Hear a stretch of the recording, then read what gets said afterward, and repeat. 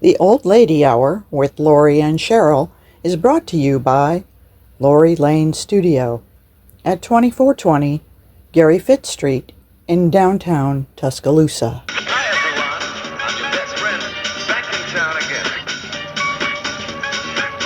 Get you on your dancing feet. Welcome to the Old Lady Hour with Lorrie and Sheryl. Today's guest is Rebecca Minder, and we're so glad to have her. She is the director of the Alabama Heritage Magazine, a print quarterly about Alabama and Alabama history. And we're going to talk about the magazine and also an upcoming retirement, because we are, in fact, the Old Lady Hour. So we like to talk about transitions in people's lives and how they're handling them and new possibilities and so on. So we're looking forward to our discussion. Well, thanks so much for having me here. I really appreciate the invitation. And yes, I'm counting down the days to retirement. So, I mean, and it's what I like to, when we've talked to a lot of our guests on here, you're not actually an old lady, you're just an honorary old lady. But well, thank you. But we've had some honorary. I've never had any honorary anything, Yes. so this is kind of nice. Yeah, we take this as aspirational for ourselves as well, because we'll only get more old. Right. So. Well, I mean, age is a number, right? That's Yeah. what they say, and I just feel like, I've been working for 45 years, and there's a lot of things that I would like to do, and I've actually, joked that my 8-to-5 job kind of gets in the way of my volunteerism. Mm-hmm. So, because I volunteer with a lot of different groups, I serve on lots of other different boards of directors and things like that, and so it's kind of hard to put all the hours in a day. It is. So something's got to go. So time for a new phase is really Yes. what I think it is. Yes, I'm excited about it. So one of the things I think we talked about when we first started this podcast was we knew the Alabama Heritage Magazine has a podcast. Yes, it does. So, Thank you for mentioning yeah, that. so tell us a little bit about Well, that. it's called Coffee and History. So I'm actually going to be hosting one after I finish this conversation with you. And it's called Coffee and History, a conversation with Alabama Heritage. And we invite a lot of different people to our podcast, whether it's historians or people who write about history, people who've written in our magazine, and then they have the opportunity to expound more on their research. Because if you think of a print magazine, you're limited with the number of words you can get on a page. And so this gives them that opportunity to actually talk more about their research and give us kind of some behind the scenes looks. But we also talk about people who are making history, like we interviewed this gentleman who's on the University of Alabama campus. He is an officer, Officer Wade, and he has a canine that is a compassion dog. And he's the first compassion dog for an institution of higher learning in the state of Alabama. So even though it was a fun little podcast, they are kind of making history. Mm-hmm. And it's been so successful, they decided to expand it. So our podcast has been going to, it started out as, twice a month, and then we had so many guests booked up that we ended up going weekly. And we've enjoyed it. We just celebrated our 1-year anniversary, and every Sunday morning you can hear our podcast on Alabama Public Radio. So that's been a fun partnership, and it gets more people to listen to us. And I love it because people say, I heard about your magazine through your podcast. Yes. Mm-hmm. So it's driving an audience that we probably never would have engaged with previously. And that's really where we are with this too. We call it Lorrie Lane Studio Omnimedia. So, Nice. I just call it that.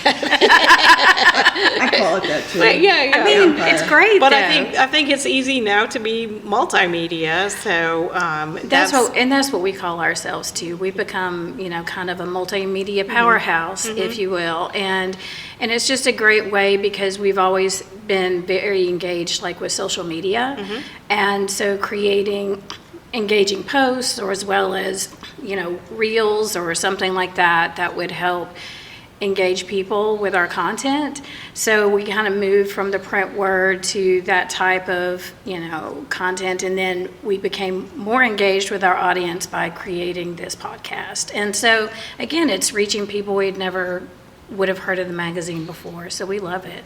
So tell us a little bit about how you got interested in Alabama history and also in the part of it that is the running a magazine.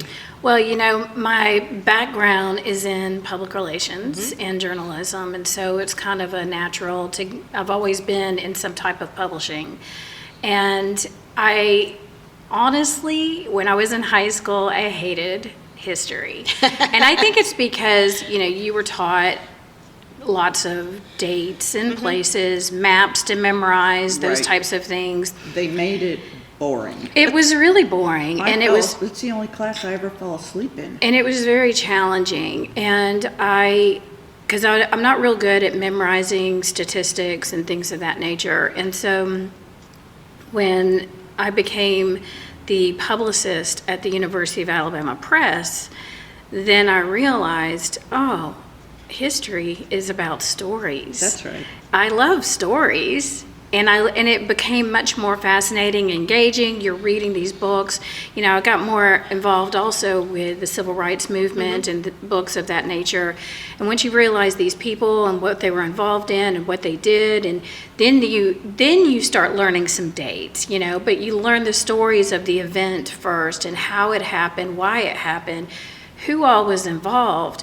And then you learn, on a very small scale, the geography like Selma or Montgomery or Birmingham, Tuscaloosa. And then you start memorizing dates, But it was such a different way of learning history. And I was so much more engaged at that point. And so once this position came available, I started as the marketing manager for the magazine. And I was like, I would love this. This would be great. And so it's been very educational because we try to talk about stories that people are not familiar with. And, we might have a story about John Lewis, and everybody knows about John Lewis and preaching to his chickens and things of that nature, and, from a small town. But we try to find writers who will find just something a little bit different that will bring out an aspect that you might not be familiar with. I mean, we had Leah Rawls-Atkins talk about Shug Jordan and his military career and his acting career. And so it's like a lot of people did not realize how much more depth there was to this gentleman besides football. Right. And so when you hear stories like that, then it does become much more engaging and it's a lot more fun. So the history is really people. Exactly. It's not like a list of out of context dates. Yes, it's not A, B, C, D, or E. It's not on a test. One of these is not like the other. It's so much more, engaging. It's so much more fun, and I just love it. And so that's one of the things that we love about doing the podcast too, is that we're able to bring these stories to life, because especially if you're interviewing the people who have written for the magazine, then that gives you a little bit behind the scenes on the person as well, besides the story. And again, it's just so much more fun that way. So how do people contribute to the magazine? Do you invite contributors? Yes. Okay, and do they come more from the academic world or from just like a variety of places? It is mainly the academic world, but it is a variety of places. So we'll attend conferences and meetings across the state or the Southeast. And it could be the Southern Military History Conference or the Alabama Historical Association. And people will present papers, and if it's something that is interesting to us that we feel like we've never done a story on that, then we'll ask them if they would like to participate. And there's other people who also want to get them to write for them. So, it's a little small competition in our state as to, do you want this to become a fully fleshed book that they're going to write about, or is it going to be something smaller that they can put in a publication? The Alabama Historical Association does have its own journal called the Alabama Review. And the difference between us, between Alabama Heritage and the Alabama Review, is the review is much more of a scholarly journal. and it'll have footnotes and all of those things. But we have the same people who will write for both their publication as well as ours, because ours is more intended for a general audience. We sell the magazine at local bookstores. You can get it at Ernest and Hadley here in town, or at Barnes and Noble throughout the state. And so it's just a general population type driven magazine. So anybody can pick it up and read it and understand it and not have to look at the footnotes to understand what. So it's like the popular mechanics of Alabama history. Kind of. I guess there used to be a magazine that was called, what was it? It was Family Handyman or something like that. Still available. So Family Handyman to me is more of the Alabama heritage, Okay. and then Popular Mechanics is more Alabama Review. Okay. So because it's still, we'll still have some technical jargon. Sure. But it's going to be a little bit more accessible. And because another thing too about Alabama Heritage Magazine is it's available in all the state schools. So before I worked at the magazine and before I worked at UA Press, I was a school teacher at Holy Spirit. Oh, wow. And so I taught English language arts in middle school. And we used the magazine Alabama Heritage for book reports or essays or research papers or whatever we needed. So I was very familiar with the magazine before I actually started working there, and that's because we used it in the classroom. So we need to make it accessible so students can also use the work. Okay, so I was going to ask about what your circulation was, but you just already really told us, and It's pretty much everywhere in the Right. state. I mean, like I said, we have also, we call them digital features, because before we could create an all-digital publication, we had to go retroactively and get permission for more than 5,000 photographs to use them on a digital platform. So whether it's our website or social media or anything else. And of course, you need to get that in writing. And we had to do our due diligence, because a lot of these were archives that are, big archives across the state, even the state archives in Montgomery. But then sometimes it was somebody's personal photograph. So when the magazine started in 1986, the editor at the time might call up Jim and say, "Hey, Jim, don't you have a photo of Dr. King at First African Baptist Church?" And he might say, "Yeah, I sure do. I'll bring it to you tomorrow." That's it. And then in the magazine, Jim will get credit for that photo as a credit line, but there's nothing in writing in 1986 that says we're going to use this for a Facebook page or for a digital feature, because there wasn't such a thing Right. back then. And so it took a lot of time to go retroactively to get those, and unfortunately we weren't able to get them all.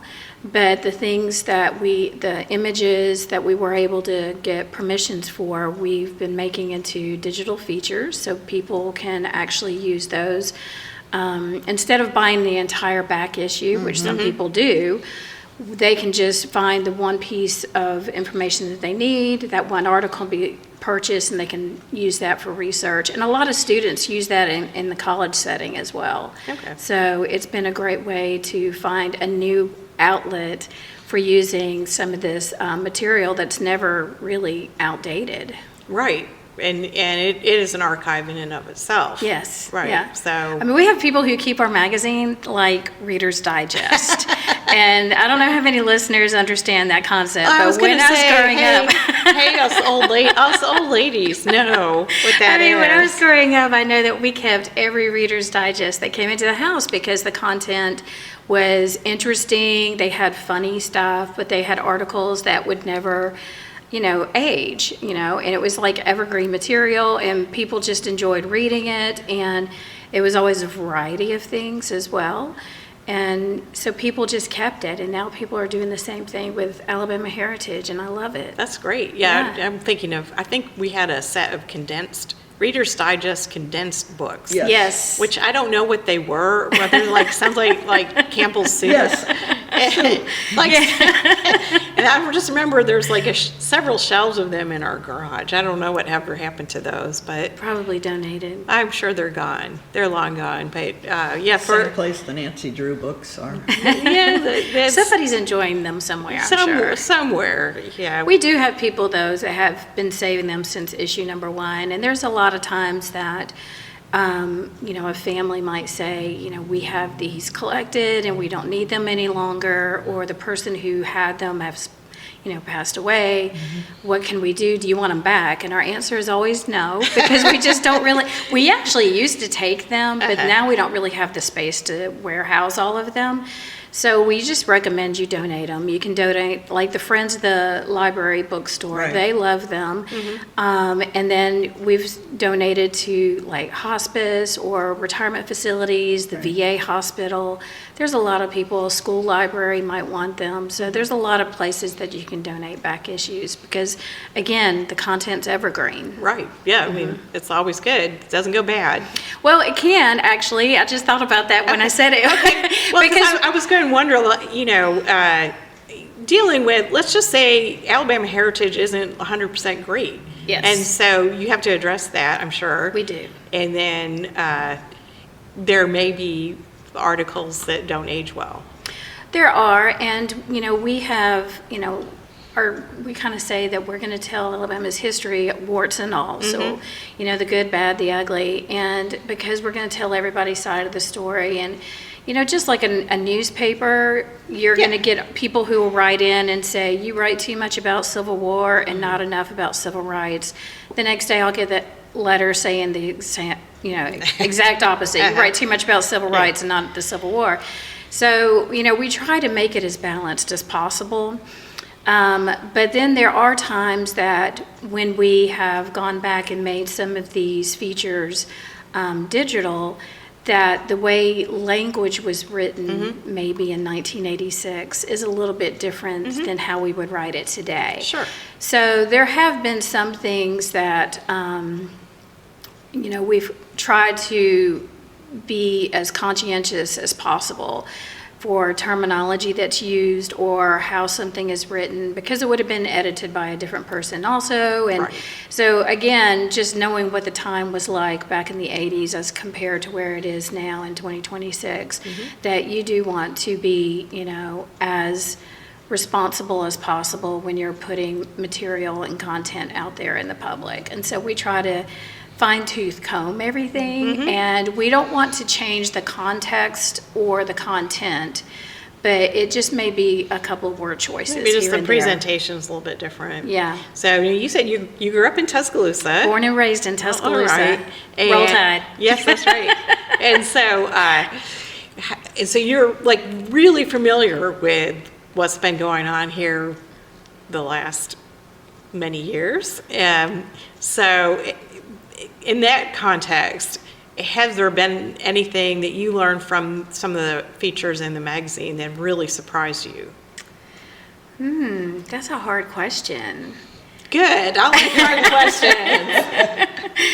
I tried to stump my guest. Well, let me think. I mean, things that surprised me in the magazine that relates to To like just Alabama in general, or having been like if you grew up here, Right. Then you pretty much think what's going on. You're You familiar do. with everything. And I tell you, some of the things that I have learned a lot about that I didn't know till I was an adult was just, the civil rights movement in Tuscaloosa. And there was just the book written by John Giggy, right, exactly. about Bloody And- Tuesday. And John Giggy serves on the Tuscaloosa Civil Rights Foundation with me and about 10 other people. And that was stories that we were never told growing up. And so here you are living in Tuscaloosa, and now I do have my own civil rights moment in time, because at Central High School class of 1984, we were the actual first class that went all 4 years of an integrated high school, because before that, there was Druid High School, And then there was Tuscaloosa High School. So Druid High School was on West End and predominantly black, and then Tuscaloosa High School was in Tuscaloosa on 15th Street, predominantly white. And the federal government said, you know, you guys were supposed to integrate like a long time ago and you haven't done it yet. So they made this federal mandate to integrate the schools in 1979, and that's actually how I met my husband, because he was bused to my school. And we knew everybody in our class until the next year, and then we didn't know anybody. So it was a real challenge. And so learning things, you know, about Tuscaloosa's civil rights history movement was mind-blowing, because we really didn't, all we knew is what we went through in high school. Sure. When our two schools were merged together and we were integrated in our schools, so we had our own lived experience. But then, you know, with Alabama Heritage, you learn more about what the movement was all about. The movement was not just Birmingham, Montgomery, and Selma. Right. I mean, it was everywhere. Right. And so that's one of the things that, you know, was really profound is, as an adult, is learning more about what my own hometown's situation was about. And, you know, Dr. King was here, and we did have lynchings here, and there's a lot of scary stories. There's a lot of amazing stories of amazing people doing wonderful things as well.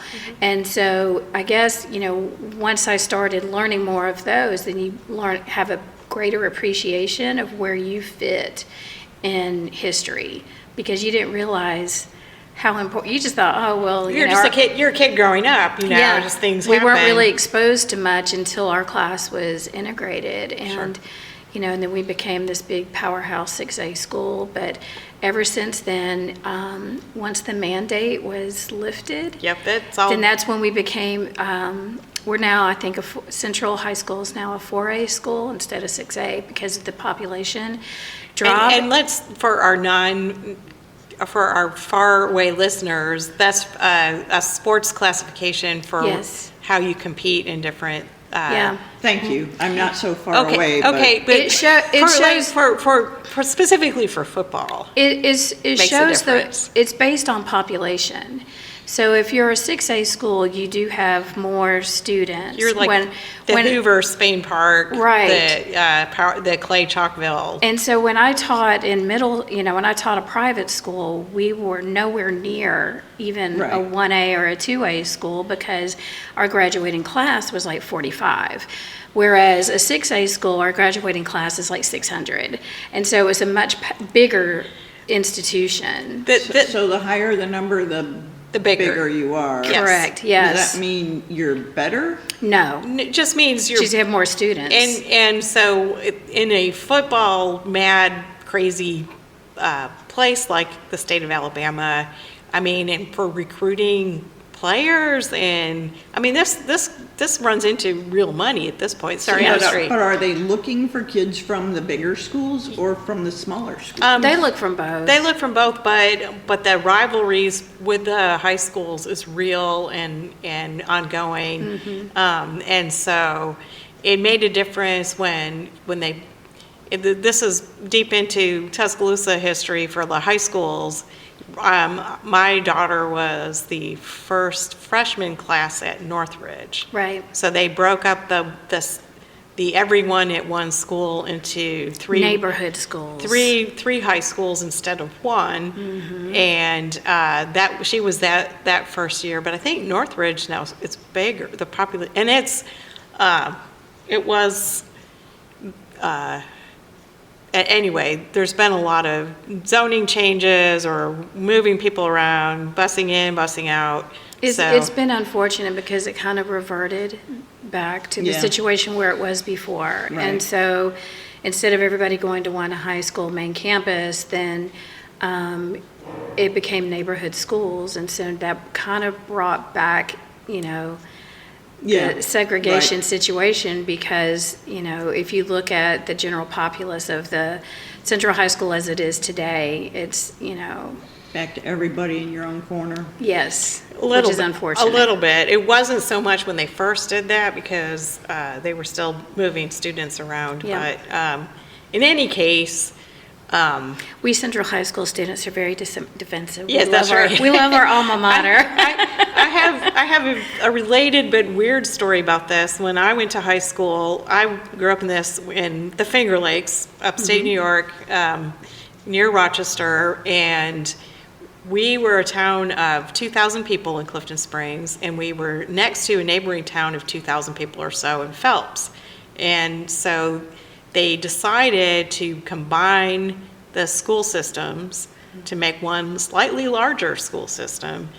And we had a high school, we went to separate up through middle school, and then in high school we had one high school called Mid Lakes, which was not really by a lake. It was really adjacent to a bean field, I'm just going to say. And well, Mid Lakes would imply that it's in the middle of we were kind of like two lakes, maybe one left and right. We weren't that far from them in the Finger Lakes, but we weren't really at any particular lake. And so, we were the Screaming Eagles, and the colors were like the same as Northridge colors. So that was kind of funny. Did everyone walk around going, ah? No, I don't know. Our sports program was not great. I mean, we still weren't like a big school, but it was bigger. But the funny thing to me was, it was two little towns, kind of like the same. We were like exactly the same, but the people from Clifton Springs were like, oh, all those kids from Phelps, they're juvenile delinquents, and they're terrible, and they're going to ruin our lives. And in Phelps, they say, oh, the people in Clifton Springs, the same thing. And so it was a good lesson for me growing up that how divisions and racism and so on were just ridiculous, because there was no difference, zero. And to this day, I think people still talk about, I went back to visit and I heard a man say, things have never been the same here since the merger. Well, we had very similar situations when they merged our schools, Right. and everybody ended up being bused to one Right. school. And But- I was blessed because that's how I met my wonderful husband. But there was just a lot of, I feel as though today, now that the students that I graduated with, we're all turning 60 years old. But every 5 years we have a high school reunion, and there's a lot of us who are very, very close because of what we had to go through. And the very first years were definitely tumultuous. It was not easy. You lost your friends because, your friends ended up in this other section of English class than you, and instead of everybody being together, I mean, you didn't lose them physically. They were still in the building. They were just in another room down the hall because there were so many people. And it was hard for the first couple of years of transition, but then I won't say everybody became really close. I mean, there's still going to be people who hate the situation. It's like, well, I was going to this school and I was perfectly fine there. So it did take a few years of everybody, but we were the first grade that went all 4 years. All 4 years. In the merged school. So very proud of that, our Central Falcons. Well, shout out to my friends at Mid Lakes. Hey, but things have never been the same since the merger. Go Screaming Eagles. Well, but we digress. Who knew we'd be talking about sports? Well, of course. We had a terrible football team, but that was. My school had a really good football team. We had a terrible one, and I always associated still do. football with snow because, it'd be Friday nights, and it was upstate New York. It starts snowing in October. Right. So, but the dances were fun afterwards. Anyway, we'll go on to... We digress. I kind of want to talk about your retirement because I've seen you talk about it, and I think one of our themes is what people do as older adults and transition to other interests. And so you mentioned that you have worked with a lot of volunteer organizations. So do you want to talk about that and some of your favorite things? I mean, that's one of the things is that, I have always had the goal that I want to retire when I turn 60. So I turned 60 this year. That's how old I am. Thank you very much. And so You're just a baby. it's been, well, I mean, obviously I still have lots to do, but I mean, nothing's guaranteed. My father died when he was 42. My mom died when she was 80. So somewhere in between there, I'm going to die probably. And so there's no guarantees, right? We do die. So we're all going to die. So I just kind of want to die on my own terms. Sure. But I feel like there's so much that I do have to offer because there's a lot of different organizations that I'm a member of, and sometimes your 8-to-5 job just gets in the way. And I feel like I've done so much with Alabama Heritage Magazine, and I've brought it kind of in a digital age, and we started our own podcast, and so there's a lot of different things that we've done, and I just feel like I'm leaving it in good hands to the people who are there, and then they can take it even farther or further or both. Either. And so but no, I think that when I retire, I'll be able to have the opportunity to spend more time with some of these organizations that I work with, because I am on the Tuscaloosa Civil Rights Foundation, and we started as a task force back in 2017, I do believe, and then we opened up the Civil Rights Trail in Tuscaloosa around 2019, around the bicentennial.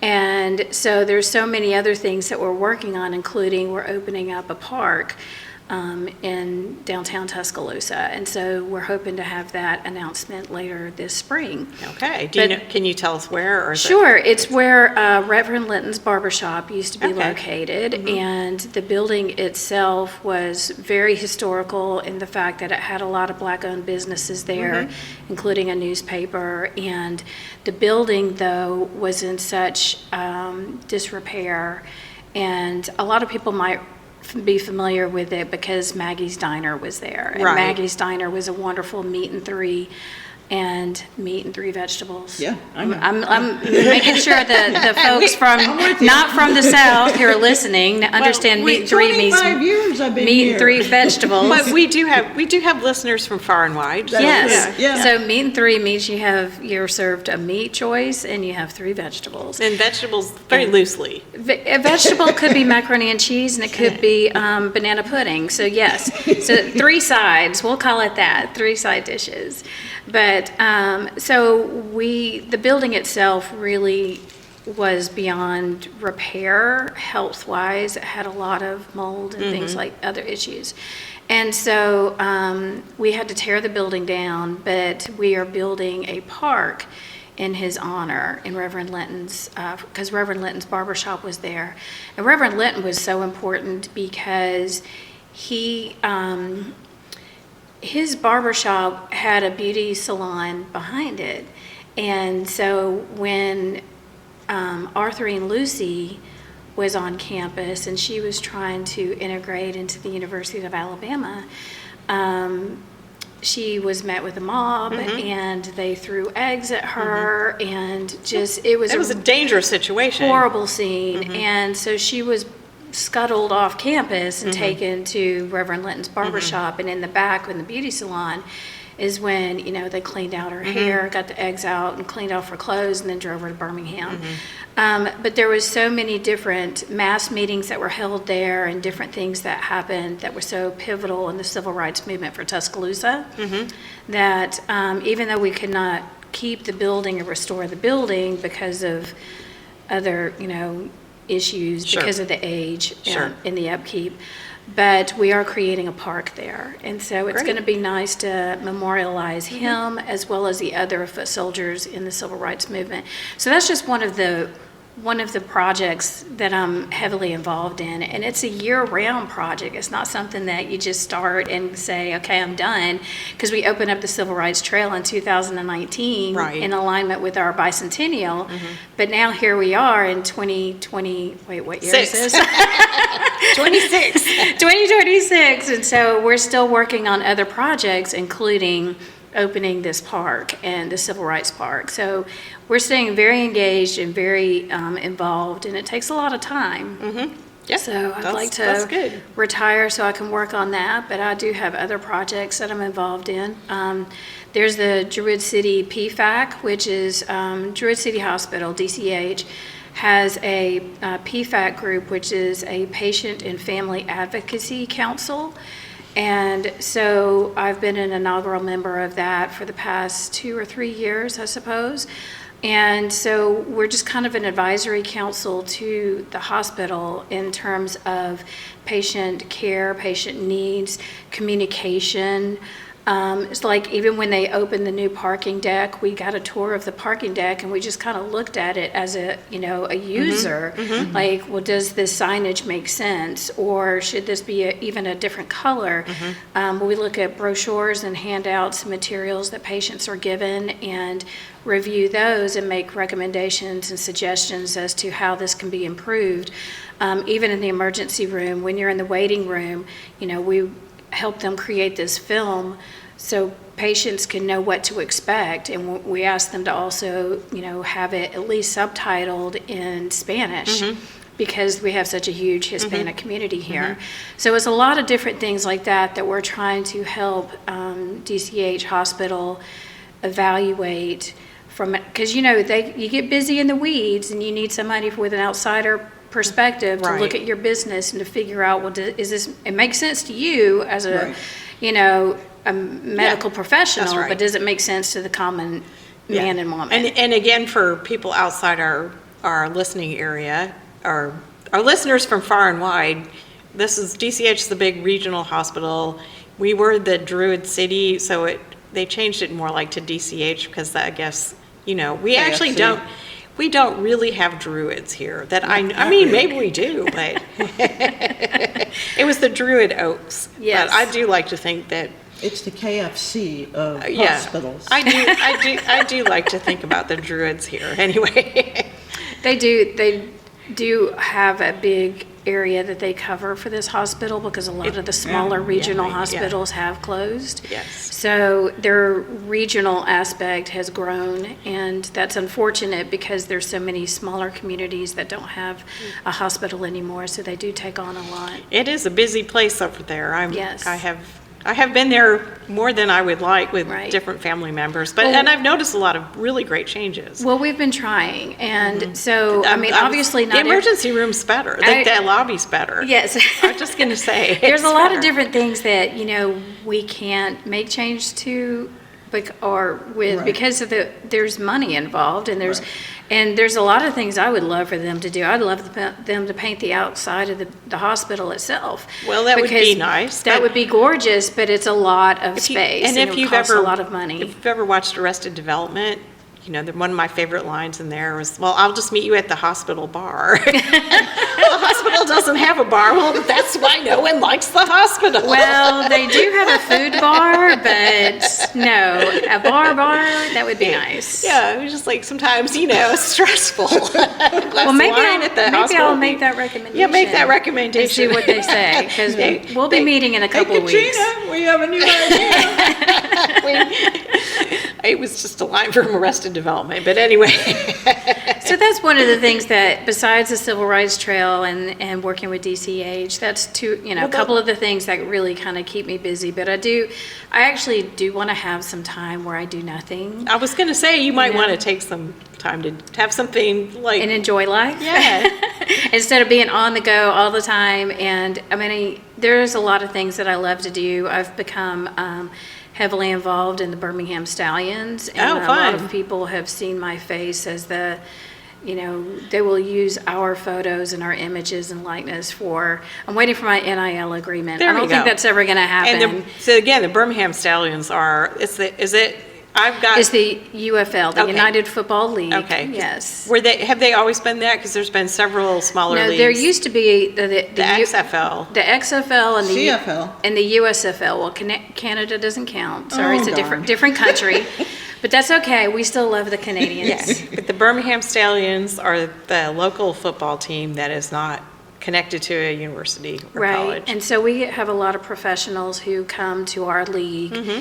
as a stepping stone. You can call it maybe, like in a farm baseball. league, Yeah, yeah. baseball has Minor farm league. leagues, yeah, Okay. before they go into the major league. And so Oh, this okay. is kind of the similar situation. Mm-hmm. And because the Birmingham Stallions were around years ago, decades ago, in the 1980s, and they just brought them back for this league. And so we've just, as a fan base, we have tried really hard to create what, like even the chants or what we're going to wear and those types of things. So it's been a lot of fun from this, starting point. But we won 3 championships Right, they've back to been- back to back. So we've been pretty good. So the fans are really important. Right. Yeah, they didn't win because of anything but us. Right. That's It's right. all because of us. That's right. Cheering them on. Actually, I do think it means a So- difference because we do travel with the team. Oh, yeah, no, if you're out there, I'm sure it We does. make a lot of noise. Yeah, Yeah. that's good. So, do you have any suggestions for how to make the University of Alabama win a few more football games? Well, they haven't asked me Well, yet. they need to. But if they do, I think sometimes, I'll be honest, I feel We're like very spoiled. we're very spoiled, but we're in a situation now with the league being too commercialized. Mm-hmm. And it's unfortunate because there's no longer a commitment with your heart. Mm-hmm. It's now a commitment with your wallet. And, I don't know if somebody paid me, $6 million to do do it. something, I might switch. But then again, I love the University of Alabama. I grew up here.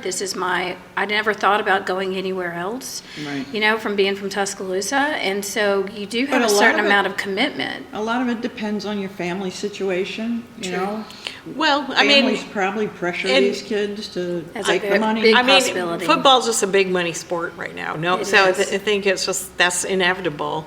But I was going to ask you about, and I will right now, growing up in Tuscaloosa. What kind of changes you've seen, what kind of future you think the city has. Just, because I moved here in '86, the same year as the magazine. And, it is just a much bigger place. It is. It's huge. So growing up here, we lived downtown, and Oh, there was really? Oh. yes, I grew up downtown Tuscaloosa. In Pinehurst, and so there was really just 2 restaurants downtown, and one was kind of a fast food restaurant, and another one was an Asian restaurant. And so we would walk, when we were in high school, we would walk downtown and get egg rolls because that's all we could afford, and then leave. But now the downtown, Was it right here, behind us, was it the Dragon? yes, Yeah, okay, so that's. I'm trying to think of the name. I it's- couldn't remember the name I think of it's, it. or the Lantern, the Dragon Lantern. No, I don't have the right name. No, the lantern was No. from Cottondale in Okay. Alberta. But I think it was what is now Tom Beckby right behind us. Yes, Yes. it is. And Okay. so it's middle of downtown Tuscaloosa, and we would walk here, just to get egg rolls because you're in high school, that's all you can afford. But, this town has grown so much. I mean, I did leave for a few years and I came back, but we have had such growth, and in my opinion, I have 2 outlooks of this. So, in my opinion, we've done great strides and made great improvements. But then there's also part of me who feels like so much is gone. So much of our history is gone. And when I go, because I travel a lot, and when I go to a lot of downtown communities, there's 20, 30 blocks still preserved of the older structures, and it's just, some of the older homes, it's gorgeous. And, Lorrie, you're fortunate to be in a building that is Yes. older. Well, It's, and it is really because of, I'll just little shout out to my landlord who has some personal interest in keeping it preserved. Right. Because there's a lot of pressure to just knock things down and build something Build bigger. something brand new that's multiple stories, Right. and it's hard. And so a lot of these houses that were in downtown, these antebellum homes were torn down. They're gone. Literally for a parking lot. Right. And so it breaks your heart to see things like that happen in your community when you were born and raised here. But there's things that I do feel like, I don't want to be that one person that says no to progress, because there are so many things that have improved.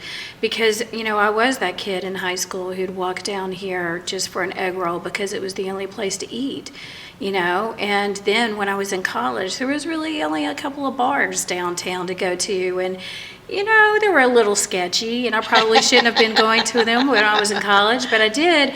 But that was because that was all that was here. But now we do have a lot more, opportunity for investment in this downtown area especially. And I love seeing the growth that we've had.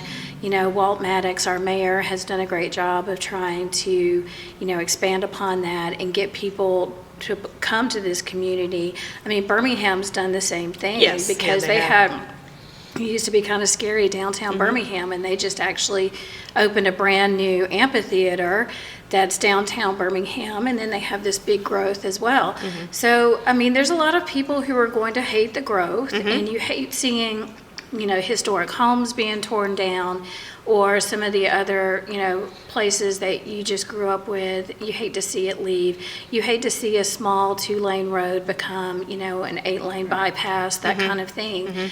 But, that comes with growth, and I still feel like Tuscaloosa is a big town. It is. I feel like, most everybody knows everybody, or you've heard of everybody, and, or you have, it's like 3 degrees of separation instead of 6. And I just feel like I'm proud of our town. I'm proud of our community and how it has grown. I mean, we have beautiful art galleries like the one we're sitting in today that we didn't have before, and it's just a very accessible community, and it's a lot of fun, and it has something to offer to everybody.